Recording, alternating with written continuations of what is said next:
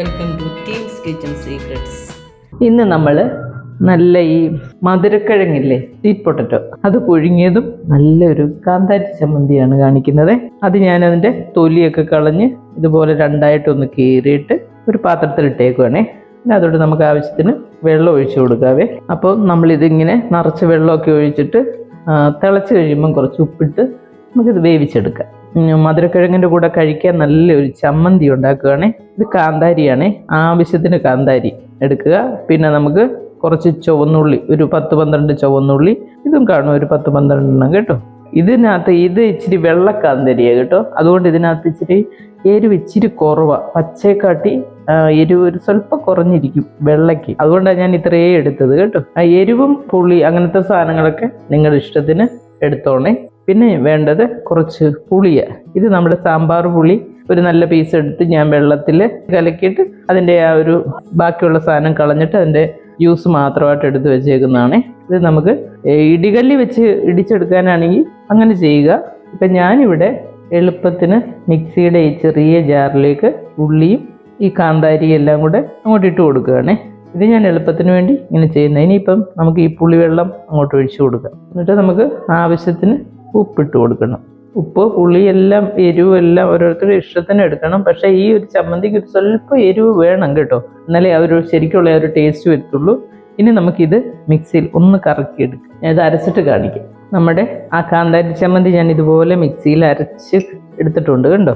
അതുപോലെ ചതഞ്ഞ് കിട്ടും. നമ്മൾ ഈ ഇടികല്ലിൽ വെച്ച് ഇടിച്ചാലും മതി, അല്ലെങ്കിൽ മിക്സിയിൽ എളുപ്പത്തിന് വേണ്ടി ഇങ്ങനെ ചെയ്യാവേ. ഇനി നമുക്കിതിലേക്ക് കുറച്ച് വെളിച്ചെണ്ണ ഒഴിച്ചു കൊടുക്കണേ.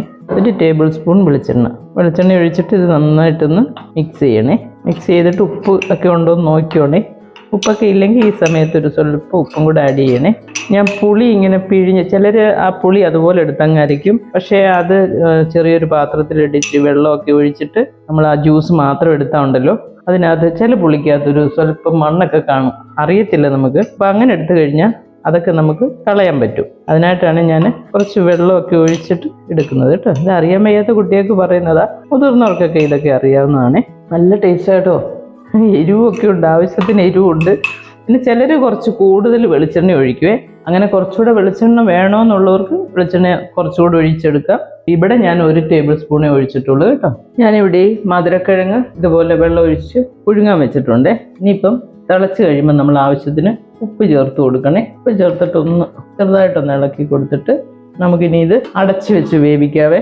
നമ്മുടെ മധുരക്കിഴങ്ങ് ഇവിടെ വെച്ചിട്ട് തിളച്ച് കഴിയുമ്പോൾ ഒരു 12 മിനിറ്റ് ആയിട്ടുണ്ട്. നമുക്കൊരു സ്പൂൺ വെച്ചിട്ട് ഇങ്ങനെ ഒന്ന് കുത്തി നോക്കുമ്പോഴത്തേന് കണ്ടോ ഇതുപോലെ വരും. അപ്പം നമുക്ക് ഗ്യാസ് അങ്ങ് ഓഫ് ചെയ്യാം. ഇത് വെന്തിട്ടുണ്ട്. എന്നിട്ട് നമുക്കൊരു പാത്രത്തിലോട്ട് മാറ്റിയാൽ മതിയേ. ഇങ്ങനെ ഓരോ പീസായിട്ട്, ഇപ്പം ഈ കുട്ടികൾക്കൊക്കെ ആണെങ്കിൽ ഇത് ഇങ്ങനെ വെള്ളം ഊറ്റിക്കളയാനൊക്കെ അവർക്ക് പാടായിരിക്കും, കാരണം ഇത്രയും ചൂടല്ലേ. അപ്പം നമ്മൾ എന്ത് ചെയ്യണമെന്നറിയോ, ഇതുപോലൊരു സ്പൂൺ എടുത്തിട്ട് ഇതുപോലെ പ്ലേറ്റിലോട്ടൊക്കെ മാറ്റിയാൽ മതി. അപ്പം പിന്നെ കയ്യിൽ ആവിയൊന്നും തട്ടുകയില്ല, പേടിക്കാതെ നമുക്ക് ഇങ്ങനെ എടുക്കാം. ഇങ്ങനെ എടുത്താൽ മതി കേട്ടോ. ഒട്ടും വെള്ളം കാണത്തില്ല അന്നേരം. അത് കപ്പയാണേലും കൊള്ളാം, ഇതാണേലും കൊള്ളാം. നമുക്ക് ഇങ്ങനെ എടുത്താൽ മതി കണ്ടോ. ഒട്ടും വെള്ളമൊന്നും ഇല്ലാതെ നമുക്ക് ഈസി ആയിട്ട് എടുക്കാൻ പറ്റും കേട്ടോ. ഇനി ഇതെല്ലാം നമുക്ക് അതുപോലെ ഒന്ന് എടുത്ത് മാറ്റി വെക്കാം.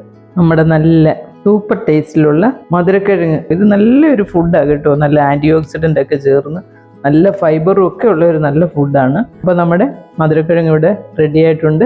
ഈ കാന്താരി ചമ്മന്തി അതും കൂടെ ഈ കാന്താരി ആകുമ്പോൾ ഒരു സ്വല്പം എരിവ് വരും കേട്ടോ, അത് കുറേശ്ശേ കഴിക്കാവുള്ളേ. അപ്പം അത് രണ്ടും കൂടെ ഞാൻ ഒരു ചൂടോടെ, എനിക്കൊക്കെയാണ് ഫുഡ് നല്ല ചൂടോടെ ഇഷ്ടമേ. ഇതൊരു സ്വല്പം ഇങ്ങനെ എടുത്തിട്ട് സൂപ്പറായിട്ടുണ്ട് കേട്ടോ. രണ്ടും കൂടെ ഒന്ന് ട്രൈ ചെയ്യണേ എല്ലാവരും. നല്ല ടേസ്റ്റ് ഉണ്ട് കേട്ടോ, നല്ല ടേസ്റ്റ്, നല്ല ടേസ്റ്റാണ്. അപ്പം ഇങ്ങനെയുള്ള ഫുഡുമൊക്കെ ഇടയ്ക്കൊക്കെ ഒന്ന് കഴിക്കുക കേട്ടോ. നമ്മുടെ കുഞ്ഞുങ്ങൾക്ക് ഇതൊക്കെ കൊടുത്ത് ശീലിപ്പിക്കുന്നത് നല്ലതാണ്. എപ്പോഴും ഈ ബേക്കറി ഐറ്റംസും അല്ലെങ്കിൽ ജങ്ക് ഫുഡ്സൊക്കെ ഒന്ന് അവോയ്ഡ് ചെയ്തിട്ട് ഇങ്ങനെയുള്ള കിട്ടുന്ന സാധനങ്ങളൊക്കെ ഒന്ന് ഇടയ്ക്കൊക്കെ ഇതും കൂടെ ഒക്കെ ഒന്ന് ട്രൈ ചെയ്യുക കേട്ടോ. നമ്മുടെ മക്കളുടെ ആരോഗ്യം നമ്മുടെയും കൂടെ സന്തോഷമല്ലേ. അപ്പം ഇതൊക്കെ ഒന്ന് ട്രൈ ചെയ്ത് നോക്കും. അപ്പോൾ അടുത്തൊരു വീഡിയോ ആയിട്ട് നമുക്ക് അടുത്ത ദിവസം കാണാം. താങ്ക്